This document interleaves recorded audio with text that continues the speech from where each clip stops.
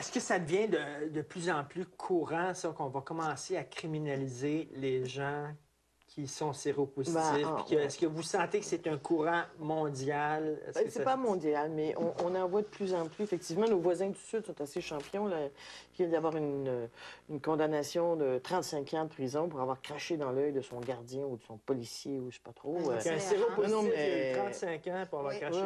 Oui. Alors, en recevant un crachat dans l'œil? Ça prend à peu près 1 litre de salive pour trouver un virus dedans. Au niveau de la criminalisation, on l'a observé, même chez nous, pas seulement que chez nos voisins du Sud. Là, il y en a eu des cas ici de crachats, de morsures, des cas de poursuites. Les personnes sont déclarées coupables et sont en tôle et purgent des peines. Et au cours des 2 dernières années, on observe une tendance des cas chez nous au Canada. En ce qui concerne les augmentations des cas, on observe actuellement une tendance au niveau mondial. On l'a vu lors de la conférence mondiale qui s'est déroulée à Mexico au mois d'août.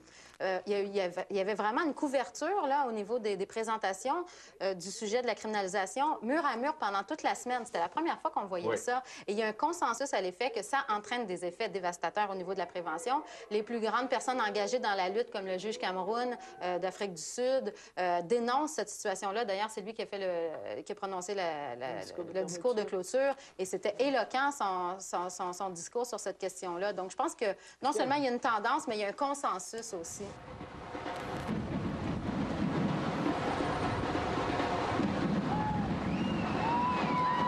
Est-ce que la lutte contre le sida est victime de son propre succès? C'est-à-dire que les gens maintenant disent ben, c'est réglé, il y a la trithérapie. Tu sais, dans les années 80, quand la clinique actuelle a commencé, on se promenait dans la rue à Montréal, on les voyait, des spectres.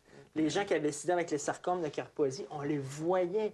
Je veux dire, là, on les voit plus. C'est une maladie presque invisible. Presque invisible, donc on se dit c'est correct. Mais c'est une espèce de double discours qu'on a, parce que là, vous me dites, on pense que le sida, c'est réglé, mais par contre, quand on pense que peut-être la personne avec qui on a baisé était séropositive, on en fait un drame ici.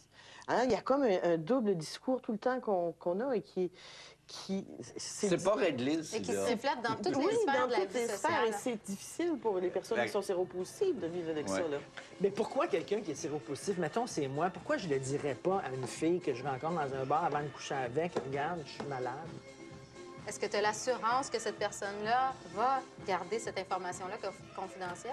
Nous, ce qu'on observe, en tout cas, chez nous, les personnes qui communiquent avec nous, c'est qu'en fait, de nos jours, il y a encore de la discrimination qui existe dans les multiples sphères de la vie, y compris l'accès aux soins, chez les dentistes, en milieu hospitalier, au niveau des procédures d'embauche, extrêmement de discrimination. On le voit sur une base régulière.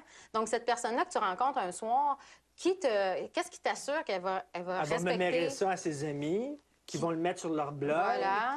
Puis là, après ça, tout le monde va parler de Richard Martineau. Mon propriétaire va le savoir, mon employeur peut le savoir. Ouais.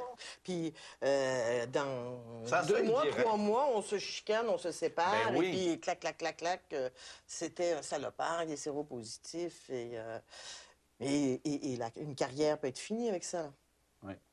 Oui, parce qu'il y a des gens qui ont des grandes carrières qui sont séropositifs, et ça aussi, c'est vécu dans le secteur. Mais en même temps, c'est plate, mais en même temps, tu te dis, ouais, mais ça devrait être...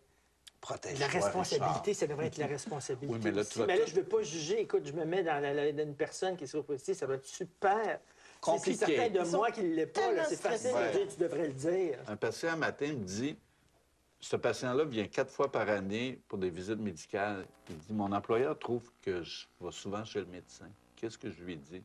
Bien là, je dis, c'est sûr que si je te signe un papier de l'actuel, ton médecin va savoir ce que ça veut dire. Non, ça, je veux pas ça.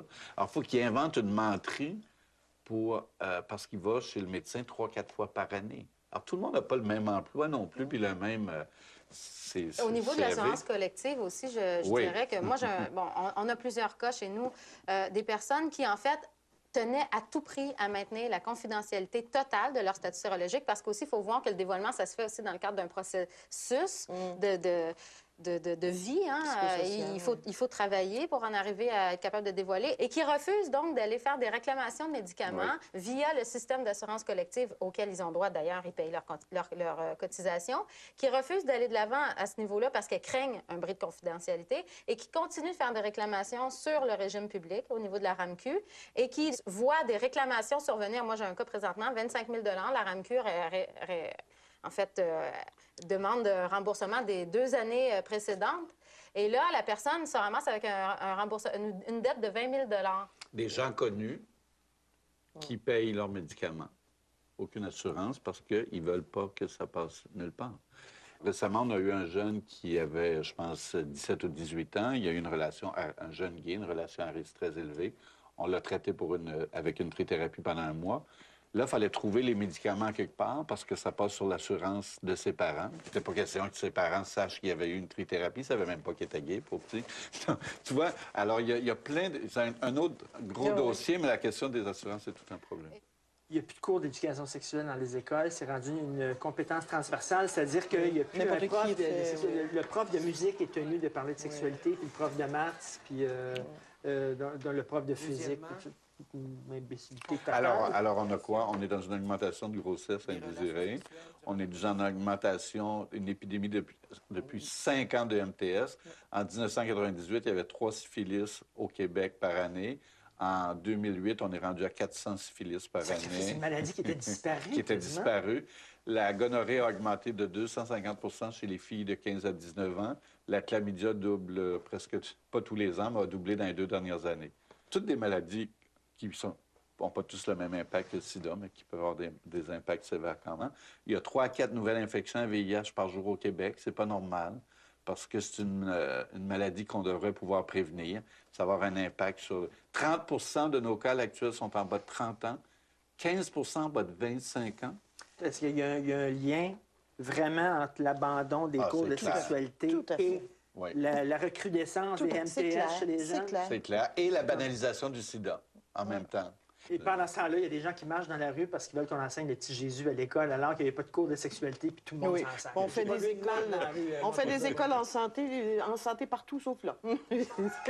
Ce que ça tend à démontrer aussi, c'est qu'il y a des mauvais choix de politique publique qui sont faits. On tend, donc, on laisse aller cette voie à la criminalisation, qui est un mauvais choix de politique publique en termes de prévention. Puis de l'autre côté, on coupe les ponts là où il y a des besoins et là où, finalement, on aurait besoin de financement pour permettre la réalisation du droit à la santé de tous les citoyens.